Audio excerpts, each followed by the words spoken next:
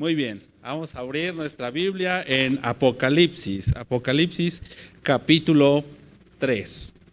Apocalipsis capítulo 3, vamos a leer de los versículos 14 hasta el versículo 22. Apocalipsis capítulo 3, versículo 14 al 22, perdón. Ya le estoy agregando uno más, al 22. ¿Estamos ahí todos, hermanos? Pero con ánimo, hermanos, no porque esté lloviendo se me desanimen. De todos modos nos vamos a mojar. Muy bien. Apocalipsis capítulo 3, versículo 14 al 22. Dice así la palabra de Dios. Yo comienzo, luego ustedes.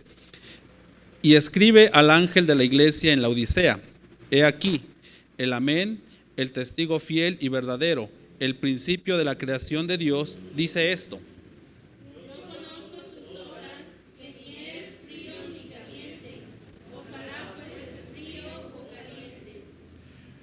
pero por cuanto eres tibio y no frío ni caliente, te vomitaré de mi boca.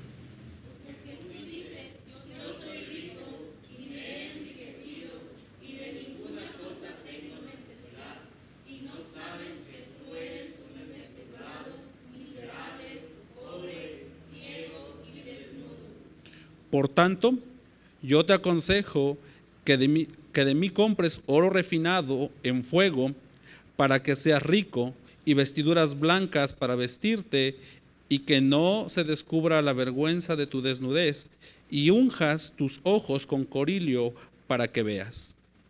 Yo reprendo y castigo a todos los que amo. Sé pues celoso y arrepiéntete. He aquí, yo estoy a la puerta y llamo. Si alguno oye mi voz y abre la puerta, entraré a él y cenaré con él y él conmigo.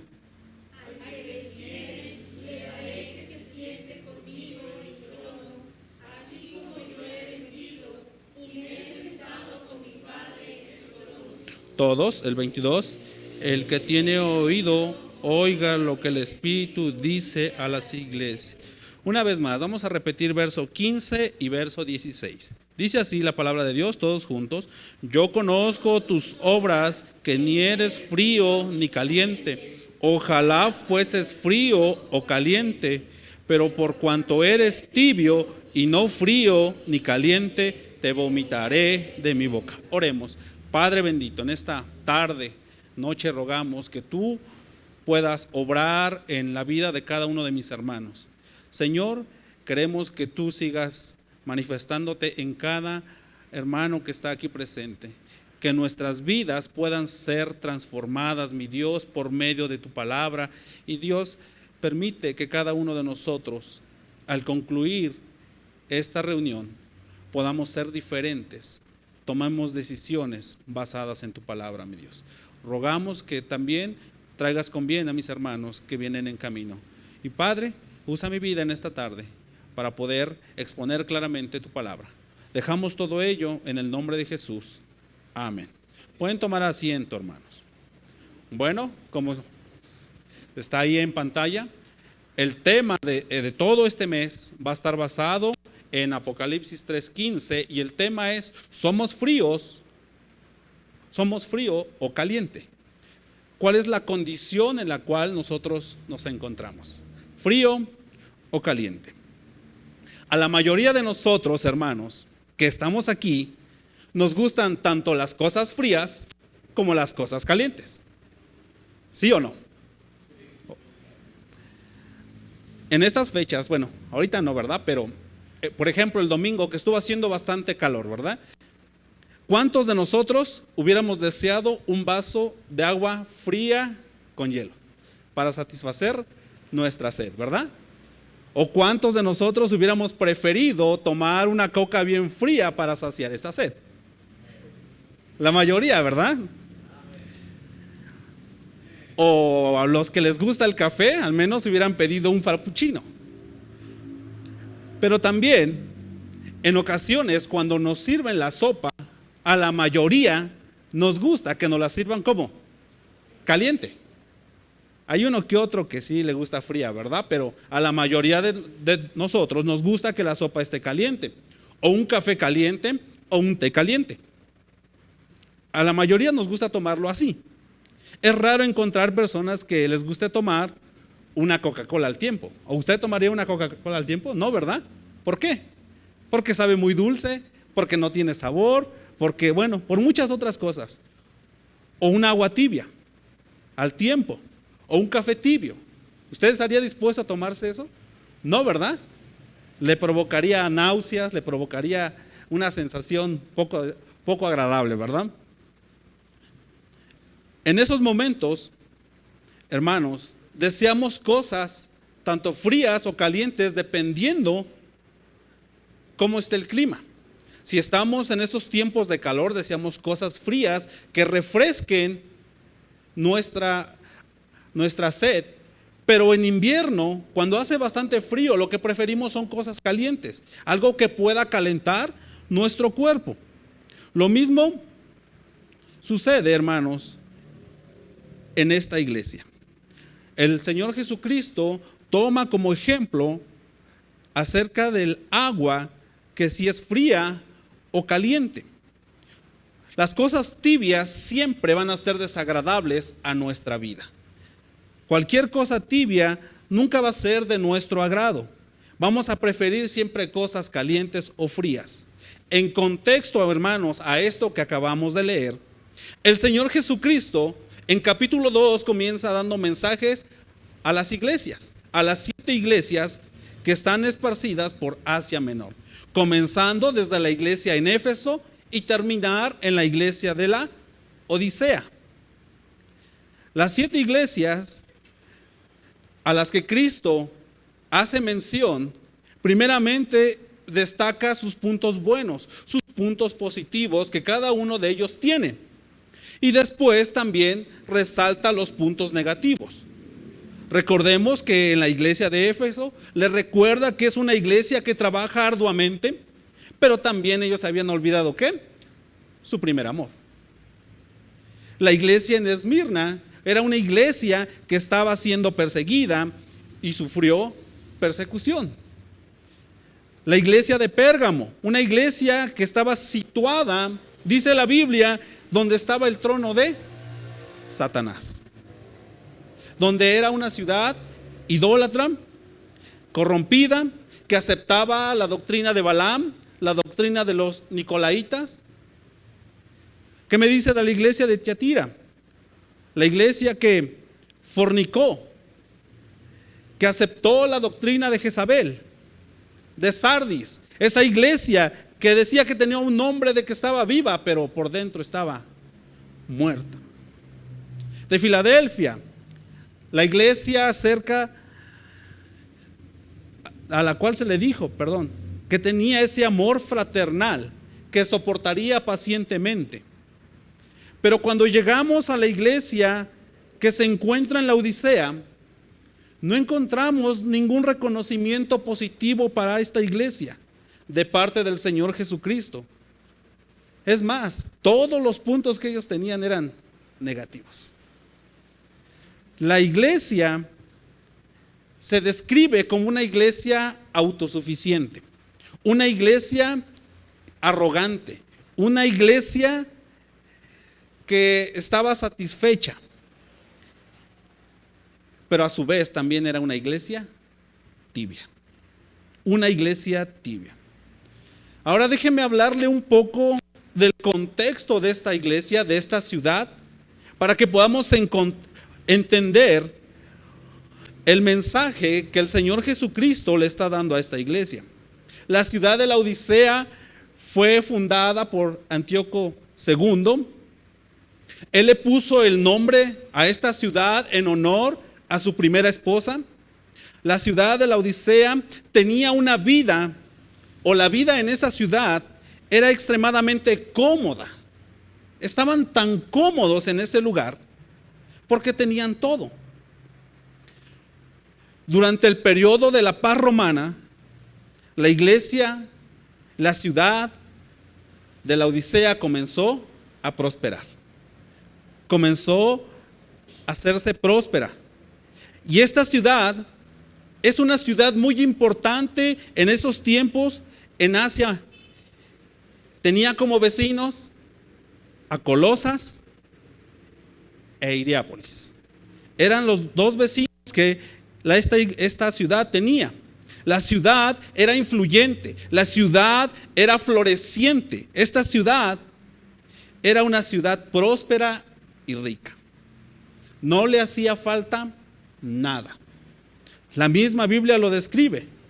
La razón es que de que esta iglesia fuera próspera es que esta ciudad, tenía 3 carreteras importantes que la conectaban, y eso hacía que fuera próspera. Pero no solamente a través de esas carreteras, sino que ellos tenían 3 industrias muy importantes que hacían que este lugar fuera próspero.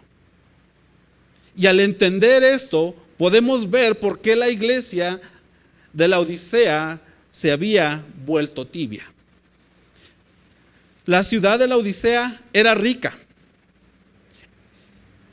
En este lugar había un centro financiero muy importante.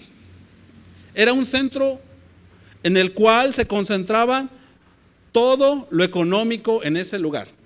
Es como si en nuestro México el centro financiero está aquí en la Ciudad de México.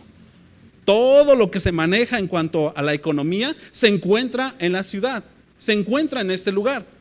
Lo mismo sucedía en el tiempo de la Odisea. Ellos tenían una moneda propia, ellos habían creado anfiteatros, ellos por lo general era una ciudad concurrida. Mucha gente llegaba a ese lugar, tal como pasa con nuestra ciudad. Mucha gente llega a través del aeropuerto a hacer conexiones para salir a otros destinos. Lo mismo sucedía en esos tiempos. En ese lugar, en ese centro financiero tan importante, la gente tenía libertad de movilización. También había ciertos judíos que había en esos lugares, pero lo más importante es que había negocios. Incluso el estadista y filósofo Cicerón, ustedes han escuchado de él, cuenta la historia que él llegaba a cobrar sus créditos a ese lugar. Era una ciudad importante. Por eso la Biblia dice que en el verso 19, que dice que él era, en el verso 17, dice, yo soy rico. La iglesia decía yo soy rico por eso mismo, porque tenían un centro financiero muy importante. Número 2, dice ahí que ellos tenían no solamente ese centro financiero, sino también ellos tenían industrias textiles en ese lugar. Ellos manejaban el algodón, pero no era cualquier tela, no era cualquier algodón. Esa ciudad era distinguida porque ellos trabajaban la lana negra. Era raro y es raro encontrar lana negra. Por eso era muy codiciada. Muy codiciada. Y esa lana la ocupaban para hacer vestidos, para hacer tapetes. Y eran comercializadas por todo el reino. Por eso también la Biblia nos habla acerca de las vestiduras. Todo va teniendo relación. Y también algo con lo que ellos contaban era un templo dedicado al dios Esculapio. Este dios era un dios dedicado a la sanidad. Estaba vinculado a una escuela médica que ellos tenían ahí, muy reconocida, y era reconocida esta escuela porque ellos producían el colirio. Y la Biblia también nos habla acerca de colirio. En este contexto vemos que la ciudad de la Odisea era próspera en lo financiero, en lo textil y en lo médico. Resultaba ser un centro muy importante. Sus miembros o sus habitantes pues no tenían de qué preocuparse. Todo parecía ir bien, todo parecía que les estaba saliendo bien, pero ellos tenían un punto débil. ¿Sabe cuál era su punto débil? Que no tenían agua. el agua que llegaba a la ciudad era un agua tibia. No era un agua fría como las que se encontraba en Colosa. No era un agua termal como la que se encontraba en Hierápolis. Ellos tenían escasa agua y esa agua que les llegaba tibia. En ese contexto, hermanos, resulta que por eso la Biblia dice, y Cristo usa esa ilustración porque ellos lo podían entender. En el verso 15 y 16, yo conozco tus obras, que ni eres frío ni caliente. Ojalá fueses frío o caliente, pero por cuanto eres tibio y no frío ni caliente, te vomitaré de mi boca. Ellos comprendían eso, ellos sabían eso cuando Cristo les dijo estas palabras. Ellos se habían vuelto indiferentes. Esa es la realidad. La realidad de la iglesia se había vuelto indiferente. Tenían todo. Económicamente estaban bien. En cuanto a la comercialización, estaban bien. Vestimenta, estaban bien. Salud, en cuanto a los ojos, estaban bien. Pero tenían ese punto débil. Cada cristiano, hermanos, cada hijo de Dios debe considerar cómo se encuentra su condición espiritual. Si se encuentra frío o se encuentra caliente. ¿Cuál es la condición en la que nos encontramos nosotros? ¿Cuáles son las áreas que yo debo considerar para saber si me encuentro frío o caliente en mi vida espiritual? Por eso en esta noche yo quiero compartir con ustedes la primera área que necesitamos considerar para saber si yo me encuentro frío o caliente. Y vaya conmigo ahí a los versículos 15 y 16. ¿Qué dice, hermanos? Quiero que me ayuden a leerlo una vez más. 15 y 16. Todos juntos. 1, 2, 3.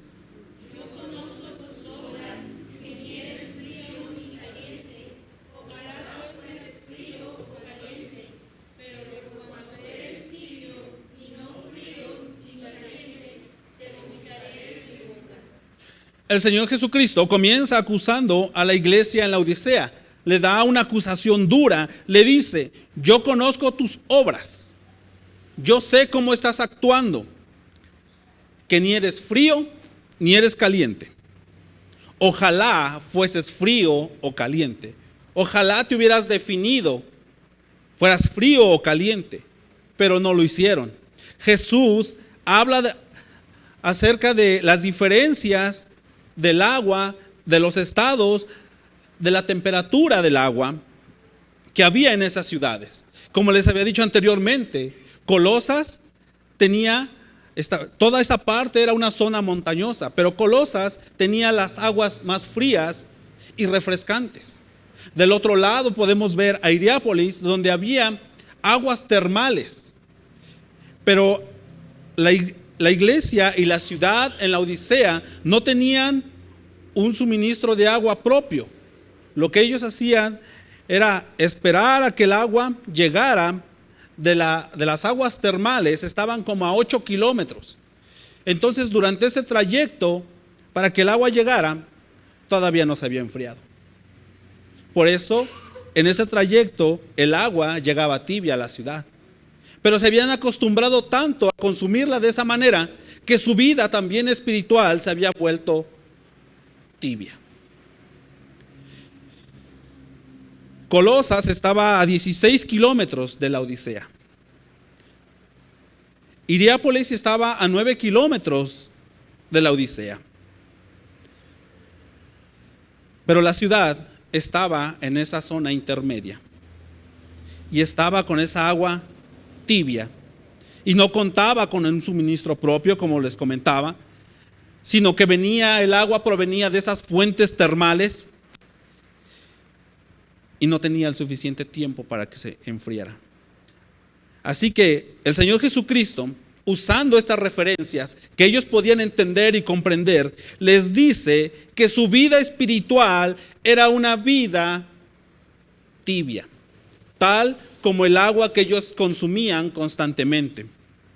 La iglesia de la Odisea había caído en esa tibieza espiritual tan profunda y ellos mismos no se habían dado cuenta de esto.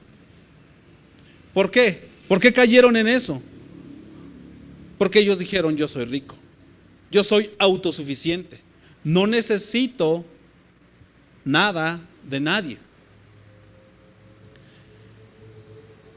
En estos momentos en los que la iglesia está viviendo, hay tibieza espiritual también dentro de ella. ¿Y sabe por qué hay tibieza? Porque hemos caído en conformidad, nos hemos estancado, nos hemos quedado en nuestra zona de confort.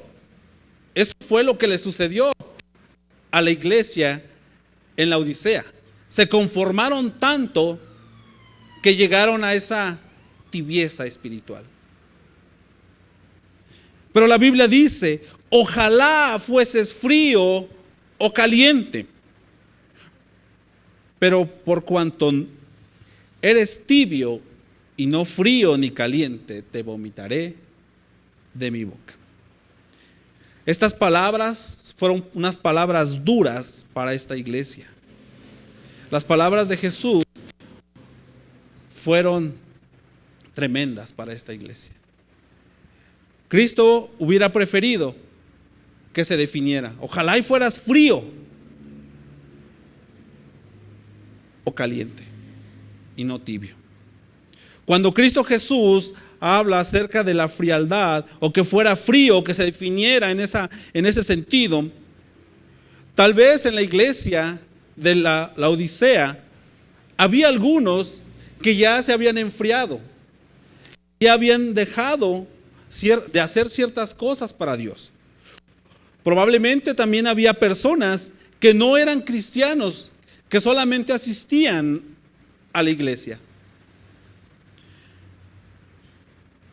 El enfriamiento, hermanos, tiene que ver y se puede aplicar en nuestras relaciones, en nuestra relación matrimonial.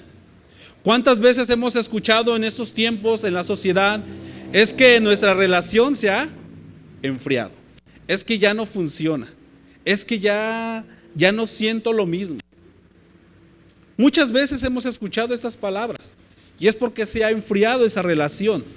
Pero también en nuestra relación con Dios también se ve afectada. Nuestro enfriamiento hacia Dios se ve afectado cuando llegamos a enfriarnos. Incluso en nuestra vida espiritual, ese enfriamiento es un proceso que va sucediendo poco a poco. Se va debilitando, se va disminuyendo nuestra relación con Dios. Sí, cuando somos salvos tenemos ese deseo ferviente de servir a Dios, de hacer grandes cosas para Dios. Pasamos tiempo con nuestro Dios. Nuestra relación personal con Dios es constante. Pero pasa el tiempo y nuestra relación con Él se va debilitando. Nuestra relación con Él va disminuyendo. Y eso va causando alejamiento. Hasta llegar al punto de enfriarnos. Hasta llegar al punto de alejarnos del Señor. ¿Cuántos cristianos usted conoce que comenzaron fervientes, pero al final terminaron lejos de Dios, con un corazón frío, con un corazón alejado de Dios, y muchos incluso negando la fe?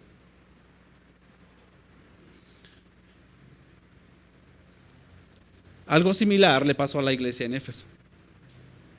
Vaya conmigo allá a Éfeso 2, versículo 4. A la iglesia de Éfeso le pasó algo similar en cuanto al enfriamiento. Ellos se fueron enfriando. ¿Qué dice el verso 4, capítulo 2, versículo 4. Todos juntos, hermanos. ¿Qué dice? 1, 2, 3. Pero Dios, que es rico en misericordia, por su gran amor con que nos amó. Dice ahí, no, el verso 4 de capítulo 2 de Apocalipsis. Dice ahí la Biblia, pero tengo contra ti que has dejado tu primer amor.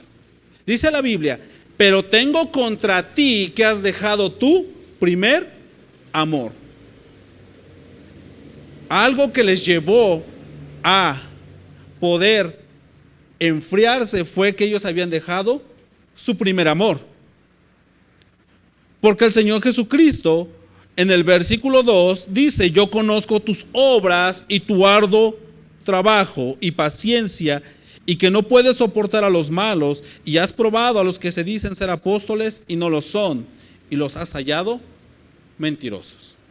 Algo que caracterizaba a esta iglesia era que trabajaba mucho, pero poco a poco se fueron enfriando en cuanto a su relación con Dios. Su amor hacia Dios se fue enfriando hasta llegar al punto que habían dejado de sentir ese primer amor, que habían dejado ese primer amor con el Señor. Cuando nos enfriamos, hay ciertos síntomas en nuestra vida. Ya no deseamos orar. Cuando usted se va enfriando poco a poco, el deseo de orar cada vez se va debilitando, va haciéndose menos, va bajando la temperatura.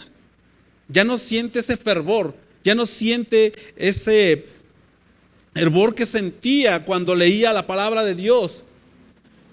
Deja de tener interés por leer la palabra de Dios. Ya no desea que Dios le hable. Ya no desea que Dios tenga una comunicación con usted. Ya no desea meditar en su palabra. Ya después deja de venir a la iglesia. Deja de congregarse un domingo, otro domingo, viene una vez al mes, una vez cada 2 meses, y así hasta que usted se va enfriando y termina lejos de Dios. Su corazón se empieza a hacer duro y ya no quiere saber nada acerca de los ministerios, ya no quiere saber nada de la obra de Dios. Empieza a criticar a los demás, empieza a ver lo malo en los demás. Deja de servir, pero también deja de dar. Todo es un proceso. Empezó aquí, con ese fervor, y termina acá, frío. En estos casos, todos han experimentado ese enfriamiento, ese deseo de ya no querer orar, ese deseo de ya no querer servir, ese deseo de ya no querer dar para la obra misionera. Todos en algún punto nos hemos enfriado y ya no deseamos servir al Señor.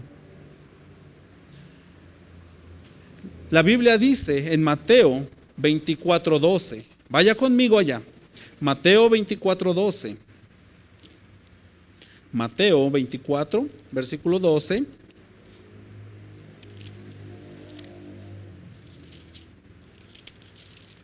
¿Qué dice, hermanos? Mateo 24:12. 1, 2, 3.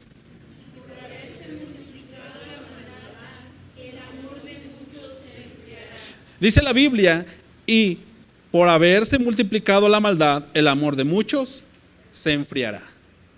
Y estamos en estos tiempos donde la maldad ha estado aumentando, donde el amor hacia las demás personas se va enfriando. Ya no nos interesa qué le pasa al prójimo, todo solamente importo yo y solamente yo.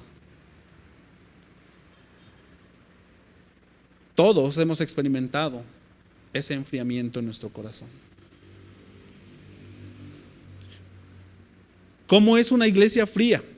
¿Cómo es una iglesia que se caracteriza por ese enfriamiento? Bueno, una iglesia fría empieza a dejar ciertas doctrinas fundamentales. Lo que creía en un principio lo empieza a dejar. Empieza a cambiar la música, empieza a cambiar la vestimenta. Y después usted ya los ve, todos liberales. Y eso es porque se han enfriado. Ya no existe ese fervor, ese amor por el Señor. La Odisea se había vuelto fría. Algunos probablemente de ese lugar se habían vuelto fríos, porque en general la iglesia era tibia. Pero al ver la condición de algunos, yo creo que se desanimaron y dijeron, ¿para qué? Se endurecieron en su corazón. ¿Y por qué se endurecieron? ¿Por qué se enfriaron? Porque dice el verso 17 de Apocalipsis 3. Porque tú dices, yo soy rico y me he engrandecido y de ninguna cosa tengo necesidad, y no sabes que tú eres un desventurado, miserable, pobre, ciego y desnudo.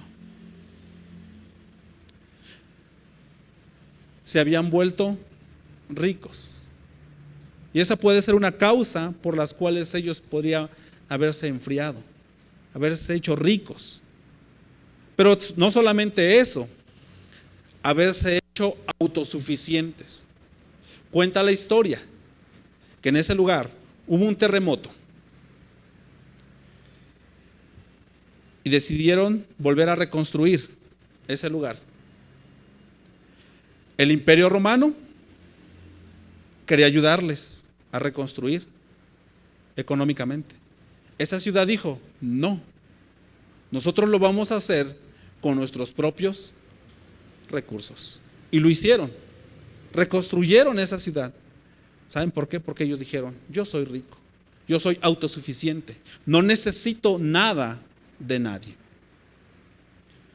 Pero la Biblia dice en Proverbios 13:7, hay quienes pretenden ser ricos y no tienen nada, y hay quienes pretenden ser pobres y tienen muchas riquezas. Llevándolo a la iglesia en la Odisea, ellos pretendían ser ricos, pero a la vez eran pobres espirituales. También creyeron ser autosuficientes.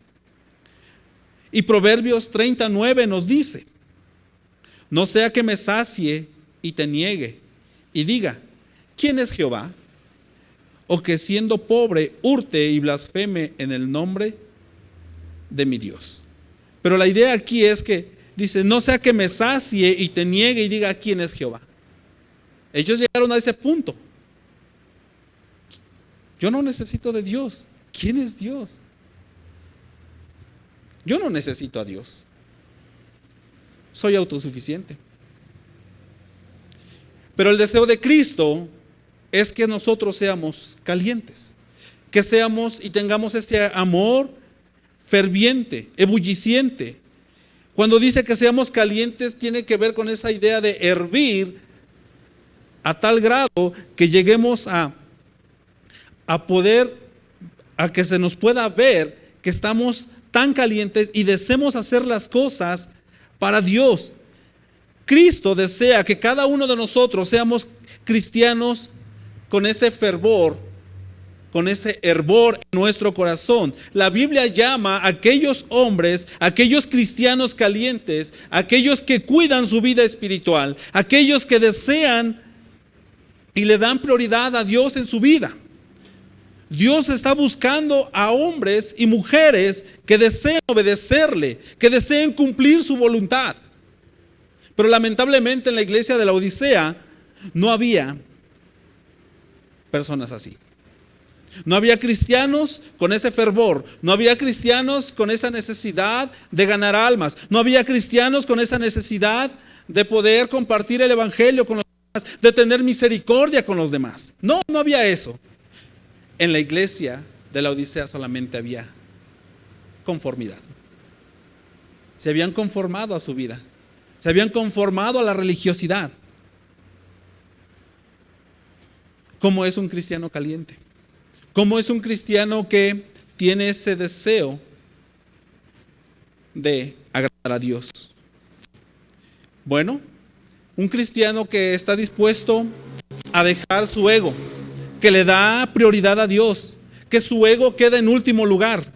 Los cristianos calientes se dejan guiar por el Espíritu Santo y no por sus propias decisiones. Un Espíritu Santo que deja que transforme su vida. Ellos caminan con los pies en la tierra, pero guiados por el Espíritu Santo. Un cristiano caliente siempre está dispuesto a ganar almas, siempre está dispuesto a compartir, siempre está dispuesto a trabajar y a esmerarse por el Señor. Si todos los cristianos tuviéramos ese mismo deseo, si todos los cristianos tuviéramos ese deseo de ser calientes, ganaríamos a muchos para Cristo. Lamentablemente no es así. Nuestras iglesias han caído en esa tibieza espiritual, han caído en esa conformidad. Muchos podrán decir: es que yo soy rico, yo tengo todo, no necesito nada.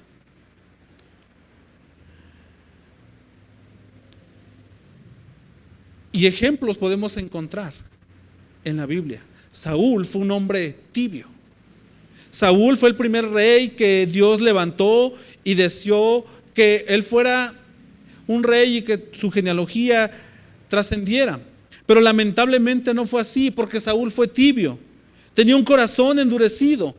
Si usted recuerda, Saúl nunca reconoció sus errores. Nunca reconoció que se equivocó. Nunca reconoció haber pecado. Sin en cambio, encontramos a David, un joven que estuvo dispuesto a tener, y la Biblia lo narra, el corazón conforme a Dios. Él, cuando se equivocó, se enfrió porque hubo pecado en su vida. Pero en el momento que él reconoció que se había equivocado, en el momento que él reconoció que necesitaba de Dios, una vez más ese deseo ferviente por Dios surgió nuevamente. Contrastes que encontramos en la Biblia. Saúl, hombre tibio. David, un hombre que sí se enfrió espiritualmente a causa del pecado, pero también un hombre que fue reavivado cuando reconoció que se equivocó. Yo quiero preguntarle en esta noche, hermano. Quiero dejarle esta pregunta. ¿Cuál es el estado de su corazón? ¿Cuál es la condición de su vida espiritual? ¿Es acaso usted frío? ¿Ya no siente nada? ¿Es usted tibio, que le da igual si se gana almas, si hay que compartir el evangelio? ¿O es usted caliente? ¿Cuál es la condición de su vida? ¿Cuál es la condición de su corazón? Si eres frío, necesitas pedirle a Jesús que te ayude. Necesitas entregarle tu vida al Señor y dejar que Él obre en tu vida. Tal vez tú te encuentres en esa posición de tibieza. Sí debes preocuparte porque estás estancado, estás conforme con lo que se te está dando, pero tienes solución. Puedes ir al Señor y pedirle perdón. Si eres caliente, gracias a Dios por ello. Seguirás brillando, seguirás siendo luz. Pero yo no te conozco. Yo no sé cuál es la condición de tu corazón. No sé cuál es la condición espiritual en la cual tú te encuentras. No sé si eres frío, no sé si eres caliente, no sé si eres tibio. Pero lo que sí sé es que Cristo desea que seamos calientes, que nos definamos. Tal vez yo no soy frío totalmente o caliente, pero lo que al Señor Jesucristo no le agrada es esa tibieza y esa conformidad. ¿En qué condición te encuentras tú el día de hoy? ¿Eres frío, tibio o caliente? Vamos a orar para terminar.